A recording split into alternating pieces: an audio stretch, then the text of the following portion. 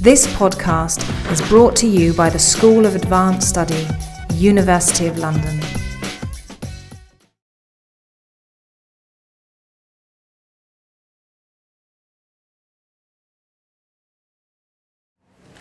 Hello, thank you. And Michelle, if you want to come on up, so Michelle, you have a PowerPoint to work with.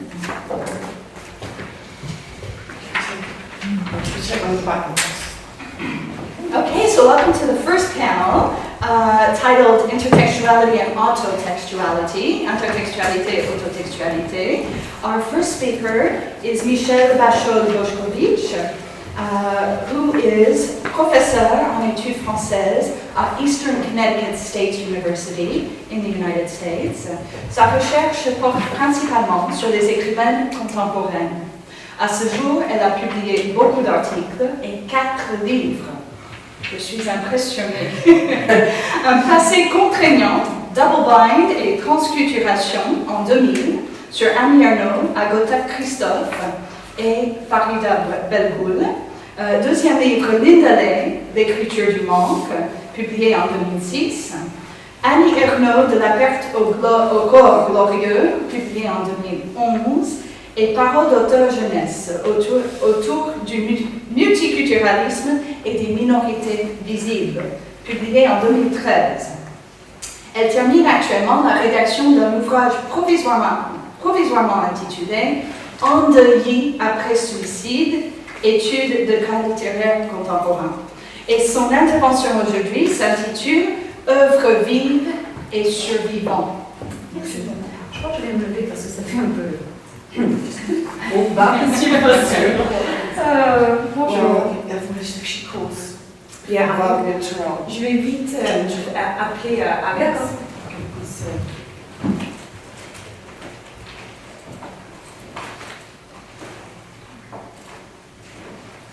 Il est quelle heure pour elle là-bas?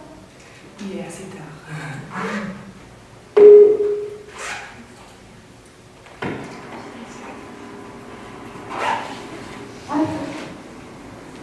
Voilà. Bonjour Alex.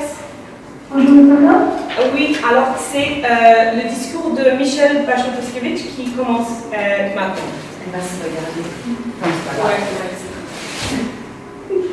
Bon, Donc, œuvres vives et survivants. Et avant de commencer, j'aimerais remercier Jill, car cette journée d'études m'a permis de me replonger dans une œuvre que j'ai laissée dans mon livre Au tournant du millénaire, avec Personne en 2003.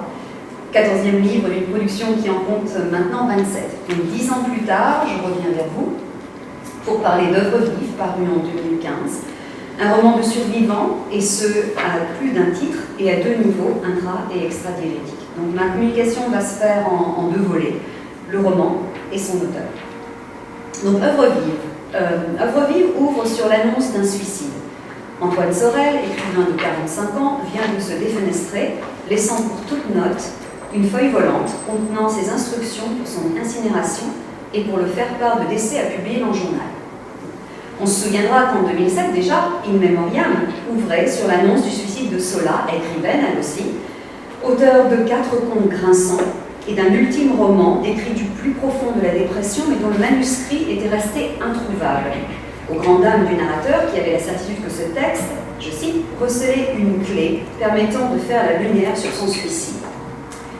Ce narrateur, un écrivain raté presque, puisqu'il ne dépasse pas le stade de l'ébauche, et son frère, Thomas, tous deux amoureux de Sola, étaient, selon le terme savant, des endeuillés après suicide, même si, à la fin du mémoriam, il remarquait que son frère et lui, inconsolés, se demandaient comment survivre après le désastre. Ce terme, utilisé par les anglo-saxons pour qualifier le deuil après suicide, on parle aux États-Unis de suicide survivors, semble avoir la prédilection de Linda Lay. Dans Œuvre vive, elle reprend le trope du suicide de l'écrivain et le trope des survivants, mais différemment.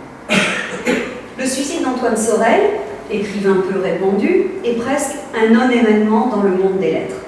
D'ailleurs, le narrateur, autre jeu anonyme mais journaliste cette fois, dont la tâche consiste surtout à tirer des outsiders de l'oubli, et écrire des comptes rendus sur des spectacles ou des ouvrages de l'art peu prisés, découvre par hasard un roman d'Antoine Sorel lors d'une visite au Havre. Il le lit et apprend le lendemain le suicide de l'auteur. Sa réaction, il se dit hébété, remué, est une réaction normale d'endeuillé après suicide, comme en attestent les manuels de suicidologie. Le narrateur se représente les dernières heures de Sorel, se pose une multitude de questions. Je cite. Y avait-il parmi ses amis quelqu'un à qui il avait dévoilé ses intentions? Avait-il perdu la foi? Ne croyait-il plus en sa création? S'était-il produit quelque chose qui l'avait cassé? Quelles avaient été ses dernières volontés? Avait-il laissé un manuscrit qui serait son testament, la suprême expression de son talent et un salut à la postérité? Fin de citation. Contre toute attente, puisqu'il n'est pas un proche et qu'il n'a de Sorel qu'une connaissance pressante et livresque, il se pose en endeuillé après suicide. Le suicide sublime sa lecture et son intérêt pour Sorel. On peut en effet se demander si sa volonté de rencontrer l'écrivain, de publier leur entretien dans son hebdomadaire, d'en poster la vidéo sur le net, de décrypter tous ses livres et d'en faire grand éclat, précède effectivement la nouvelle du suicide, car dans le texte, elle lui est postérieure. Peut-être ces intentions ne sont-elles nées qu'après, déferlant tel un tsunami sous le coup de l'onde de choc de l'annonce. Le suicide sublime aussi Le Havre, ville rebâtie après la Seconde Guerre mondiale, est présenté comme sans grand intérêt, sans grand attrait, outre littéraire, puisque Lindale cite Michel Léris, Marina Tsvetaeva, Raymond Queneau. Suite à des visites répétées et son abandon de l'équation Le Havre égale architecture stalinienne, le narrateur finit par trouver à la ville, où Lindale a passé 4 ans de son adolescence, et qu'elle me disait juger absolument sinistre, c'est elle qui parle, pas moi, il lui trouve des beautés cachées. Enfin, peut-être que le suicide d'Antoine Sorel sublimera également sa production littéraire, comme se le demande et le narrateur, je cite, « Ces livres seraient-ils davantage appréciés maintenant qu'ils passeraient pour un suicidé de la société ?» Et une ancienne prof de Sorel, je la cite, « Ces livres n'ont pas vraiment été entendus de son vivant. Est-ce qu'ils le seront maintenant qu'il s'écrit ?» Car le suicide, sujet encore tabou dans notre société, a ce pouvoir de fasciner, ou tout au moins de susciter la curiosité, et comme le déplore Lindale de Cesare Pavese, dans Par ailleurs Exil, qu'elle a publié en tandem avec Œuvre vive, en 2015, donc le suicide peut influencer la lecture d'une œuvre. Je cite Par ailleurs Exil, donc peut-être faudrait-il lire Pavese, non à la lumière de sa défaite face à ce qui le rongeait, non à la lumière du désespoir ou du dégoût qui l'avait poussé à en finir à l'âge de 42 ans, mais en pensant qu'il n'avait cessé de lutter contre sa tendance à l'autodestruction, qu'il avait durant des décennies œuvré pour accomplir coûte que coûte un travail créatif. Parallèlement, l'œuvre littéraire et photographique d'Édouard Levé, est entachée par le suicide de son auteur. Je ne sais pas si vous êtes familière d'Édouard Levé, mais 10 jours après avoir remis son dernier manuscrit, justement intitulé Suicide, à son éditeur, POL, il s'est suicidé. Comme je l'avance donc dans ce livre en cours, sur le deuil après suicide, le lecteur ne peut ni se défaire, ni faire abstraction de cette connaissance qui influence bien sûr sa lecture, notre lecture. Le narrateur d'Œuvre vive ne manque pas d'observer que les livres de Sorel réédités, Antoine Sorel pourrait bien être lu, je cite, pour de mauvaises raisons, parce qu'ils, les lecteurs, étaient attirés par les créations de ceux qui avaient mis fin à leur jour.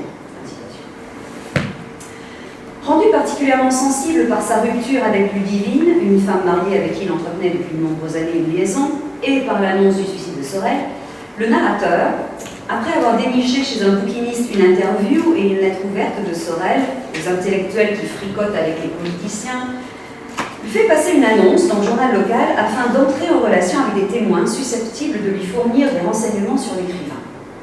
Yves Barbet, un camarade de collège, sera le premier à se manifester, à confier ses propres impressions parmi celles que Sorel, je cite, avait laissées chez les survivants.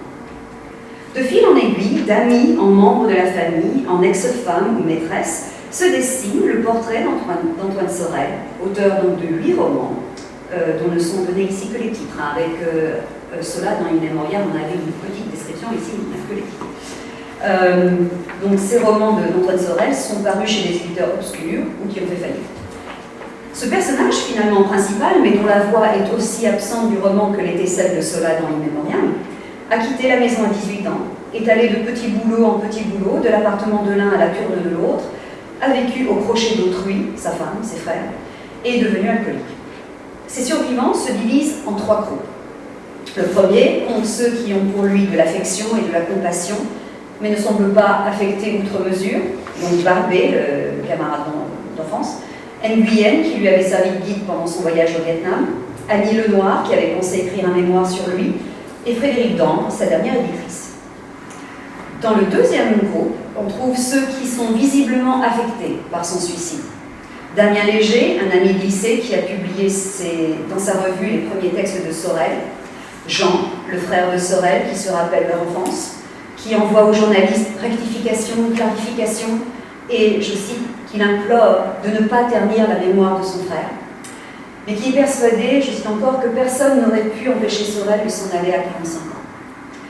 Judith Altman, l'ancienne prof de musique de Sorel, devenue sa maîtresse quand il avait 25 ans, elle est bouleversée par le suicide, hantée par la pensée qu'elle aurait pu l'aider, que quelqu'un l'aurait empêché de se supprimer, et qui, elle aussi, souhaite que le journaliste ne le décrive pas, je cite, comme un être pitoyable qui avait combattu le monde et avait échoué, ou comme un être marqué par la mort. Et enfin, Marianne Monicelli, qui a 17 ans, a partagé 9 mois la vie de Sorel juste après le divorce de celui-ci. Enfin, dans un troisième groupe, ceux qui ont pour Sorel antipathie, voire aversion, on trouve Maya, l'ex-femme de Jean, Isabelle, jeune bourgeoise rouennaise qui a mené Sorel à l'épouser, le mariage aura duré 3 ans, et surtout Martin Tran, le père de Sorel, ultra-autoritaire, ultra-raciste. Je cite le narrateur. Avoir un fils qui avait été la fable du voisinage en se clochardisant, puis en se défenestrant, était déjà dur à avaler. Le narrateur réalise que, je cite encore, le suicide de son fils ne lui faisait ni chaud ni froid. Ainsi, ce portrait kaléidoscopique d'Antoine Sorel laisse entrevoir ce qu'étaient ses situations professionnelles, le suivre une poignée de Happy Few, son œuvre est jugée toxique, sa situation familiale, il était l'aîné de 3 garçons et avait changé le nom de famille, hérité du grand-père soldat ouvrier vietnamien prêté par la colonie pour se battre en France pendant la Seconde Guerre mondiale. Il avait changé donc de Tran à Sorel en hommage au roman de Stendhal. Et sa condition personnelle, son mariage et ses amours, en particulier sa première relation sérieuse avec Judith Altman, qui l'avait amené une nuit vers la fin de leur histoire à avaler des psychotropes et se taillader les poignets. Mais la dose médicamenteuse, pas mortelle, et la superficie des entailles font dire à Judith que cette tentative de suicide était plutôt un appel au secours. Antoine Sorel se suicide 20 ans plus tard, un passage à l'acte auquel 3 décès ne seraient pas étrangers. La mort de sa mère, celle de Vicky, une prostituée amie, et celle de son jeune frère Claude, garagiste écrasé par une voiture qu'il réparait. Cataclysme dont Sorel ne s'était pas remis selon son éditrice Frédéric Dambre, pour qui, je cite, quelque chose s'est brisé en lui et ce n'était pas réparable. À partir de ce moment-là, il a irrémédiablement perdu le goût de vivre. Citation. La littérature, un temps en remède, ne l'a pas sauvé, comme l'interprète Marianne Monicelli. C'est un personnage du livre. Ces livres étaient ce qui le maintenait en vie parce qu'en les écrivant, il menait une espèce de lutte qui l'empêchait de sombrer. Finalement, ces livres ne l'ont pas sauvé puisqu'il a décidé à 45 ans qu'il ne prolongerait pas son séjour sur Terre. C'est ainsi qu'un jour d'avril, Antoine Sorel s'est défenestré. Et c'est ainsi que quelques jours plus tard, le narrateur a découvert l'écrivain et son suicide. Car il ne faut pas oublier l'autre protagoniste du roman qui, lui, a voix au chapitre. Le journaliste, écrivain manqué, qui ne s'est pas englué dans le train-train et a fait carrière dans la défense des artistes de la scène indépendante, petit David qu'il défendait contre les Goliaths, experts en marchandisation.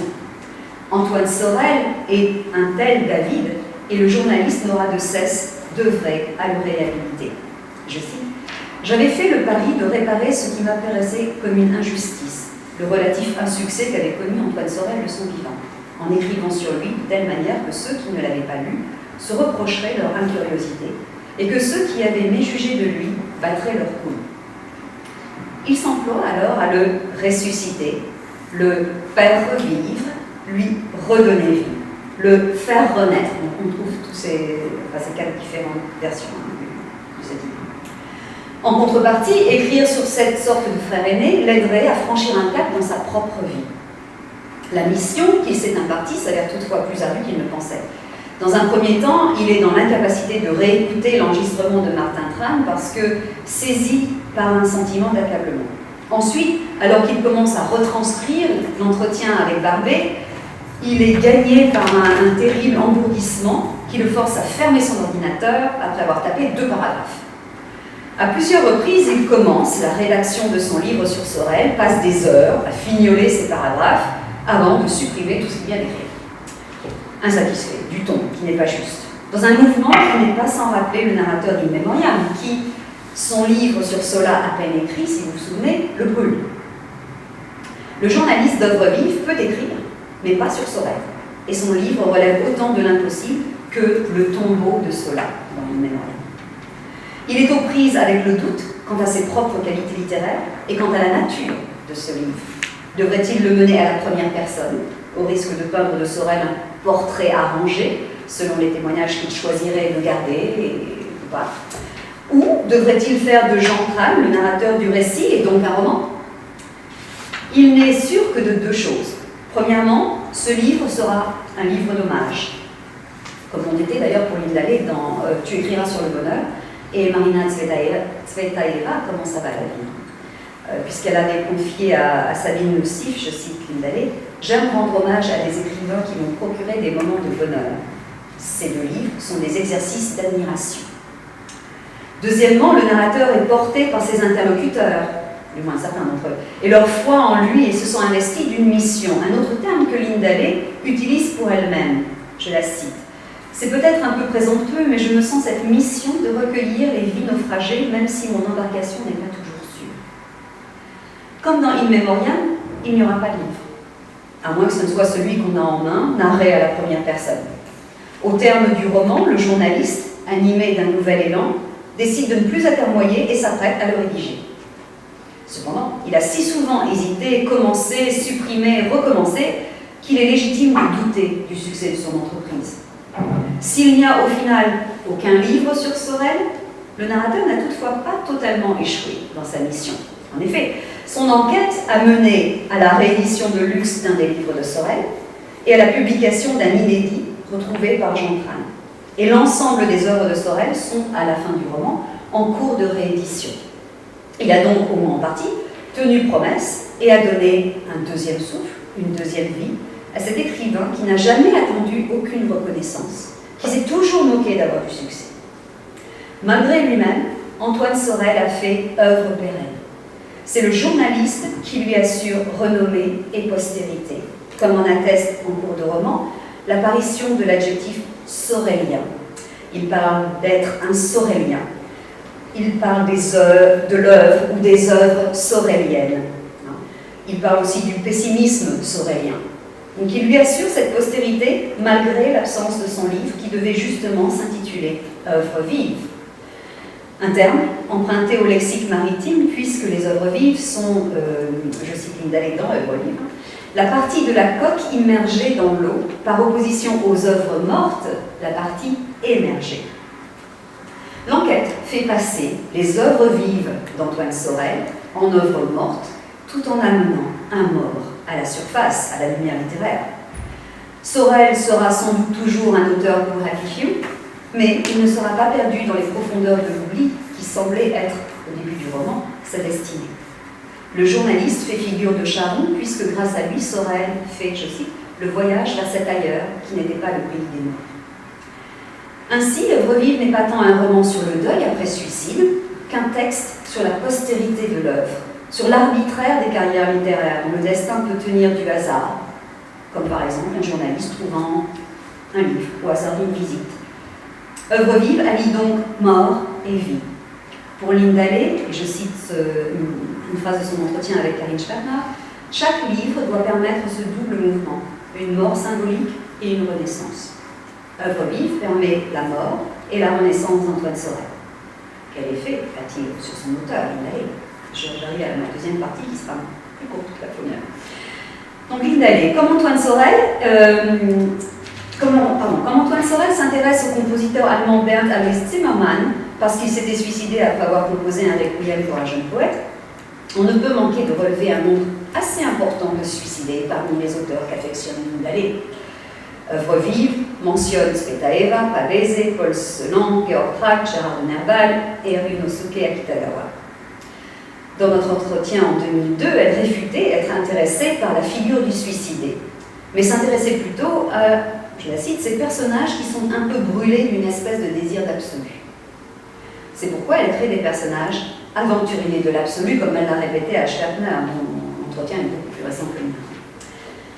Comme Antoine Sorel, donc, avec qui elle a par ailleurs beaucoup en commun, tant dans leurs données biographiques que dans leur conception de l'écrivain et de la littérature. Ainsi, tous deux ont vécu au Havre, mais ont leurs racines au Vietnam et n'ont aucun sentiment d'appartenance. Lindale s'étant proclamée citoyenne de la langue française, avant de revendiquer plus récemment la littérature comme point d'ancrage et port d'attache.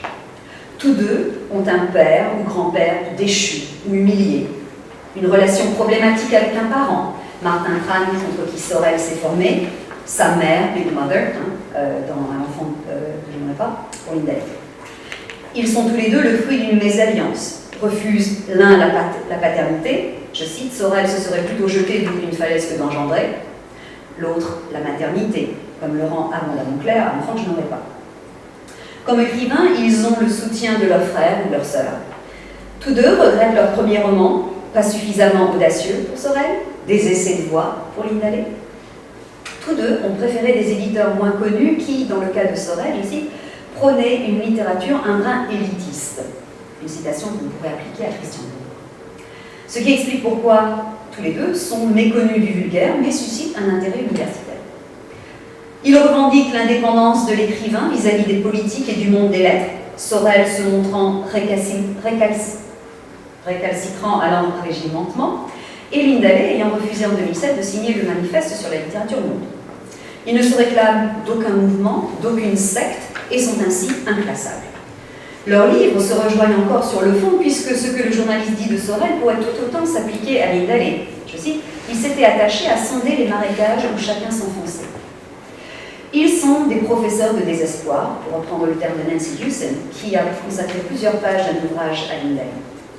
Tous deux écrivent des livres réputés ésotériques, des, je cite, autobiographies déguisées, truffées de clins d'œil littéraires et de références savantes, c'est et pratiquent une écriture du désastre.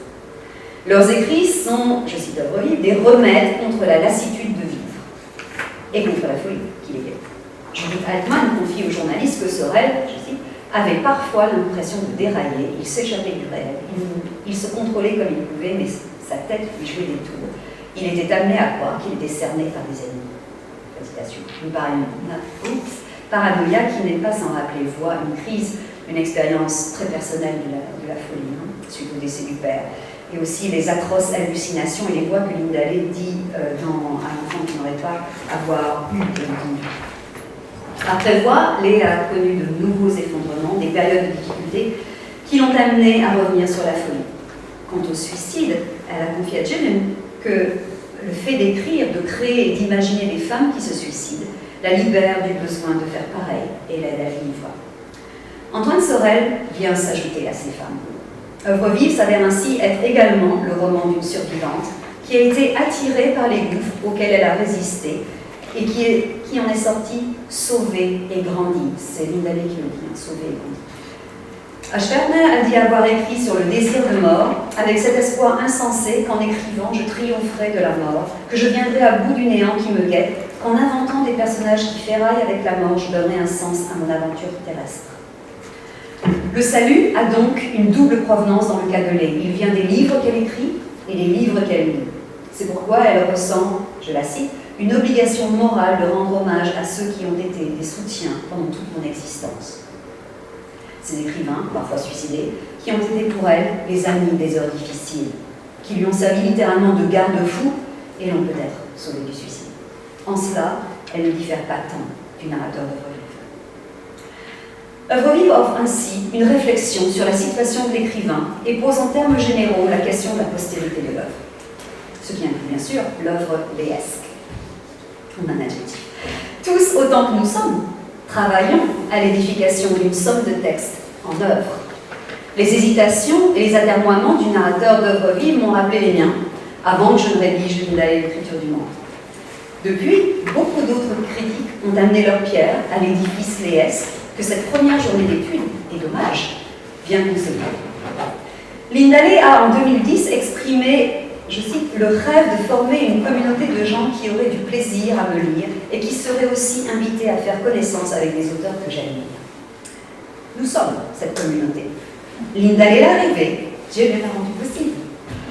L'œuvre léesque est encore des œuvres vives, dans la mesure où, même si elle est reconnue et primée, son auteur est moins visible que, je cite par hasard, Christine Angot, Michel Houellebecq, Annie Ernaux, qui, par ses prologues, épilogues, parenthèses, etc., exerce du pouvoir sur l'interprétation et la portée de ses textes. Ou encore Amélie Nothomb, dont le rythme d'un livre par an a finalement peu à envier à Lindale, qui a publié 25 livres en 27 ans.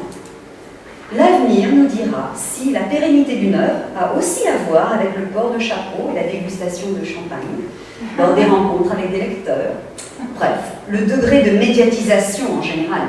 En attendant, ayant ouvert cette journée d'études, je pose ma pierre à l'édifice léesque et me réjouis de vous écouter y poser les vôtres. Merci.